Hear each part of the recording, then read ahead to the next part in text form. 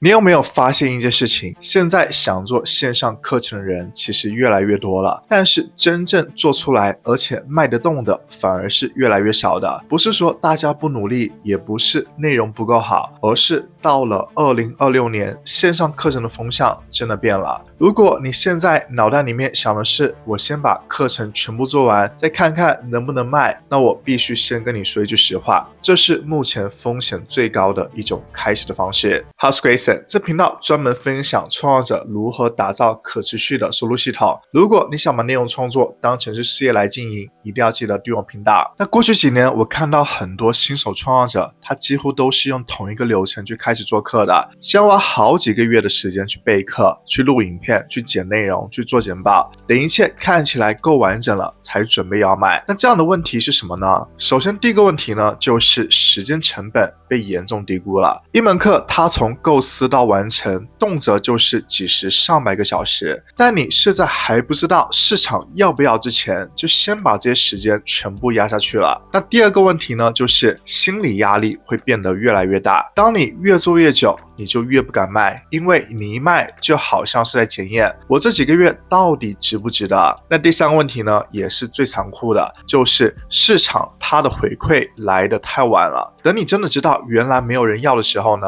其实已经来不及调整了。所以呢，我想要讲清楚一件事情，这不是你不适合去做线上课程，而是这种先做完再卖的顺序呢，在2026年已经不再适合新手了。那为什么这个风向会在这几年变得越来越明显呢？我觉得关键它不是在工具，也不在平台，而是呢在三个现实条件同时改变了。首先第一个原因呢，就是创作者他的时间成本被严重低估了。那以前做线上课程呢，很多人其实都是全职创作者，或者说至少有比较完整的时间配置，但是现在呢不是了。现在有很多想要去做线上课程人，他们都是一边上班一边去经营自己的自媒体频道，或者是一边的接案一边想要去做自己的产品。那你每天真正能够用来好好做课的时间可能只有1-2个小时。那在这种情况下呢，你最不能够承担的事情就是你长时间的投入了，却得不到任何的回馈。那一门课做3个月，最后才发现方向错了，这个代价呢，已经不是浪费时间而已了，而是直接会让人对自己、对创作、对做课这件事情失去信心。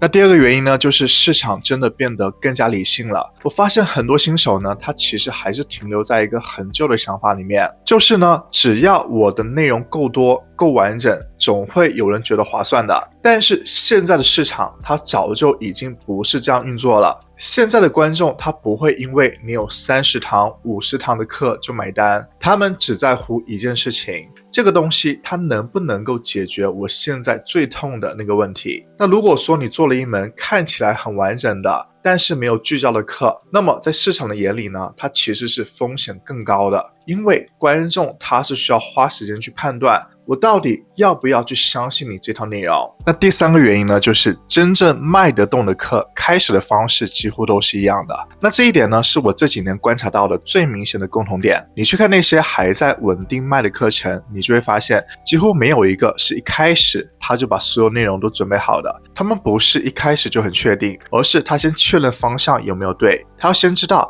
这个问题有没有人愿意为他付钱，然后再来做决定值不值得继续投入时间把它变成一个完整的系统。那这个呢，它不是偷懒，而是一种风险的管理。所以我才会说2026年能够活下来的线上课程，它不是做的最快的，也不是看起来最完整的，而是最早被市场确认过的。那我知道你听到这里心里面一定会冒出几个很现实的问题。第一个呢，就是那如果说我还没有做完课，我到底要怎么知道会不会有人买？第二个，预售会不会有危险？万一卖不出去会不会很尴尬？第三个也是最多人问我的，如果说我是新手，我没有名气，没有粉丝，这样真的能够行得通吗？那我先跟你说一件事情，这些问题我今天刻意的没有在影片里面去展开，不是因为他们不重要，而是因为这些东西已经不是你听完一支影片就能够去安全执行的层级了。如果说你认同一件事情，现在做线上课程最重要的不是一开始就做到完美，而是不要在还没有被市场确认之前就把风险压满。那我开了一个先预售再创作新手创客的3日训练营，这不是一个讲概念的课，而是我把怎么在不翻车的情况下进行课程的预售，拆成了3天，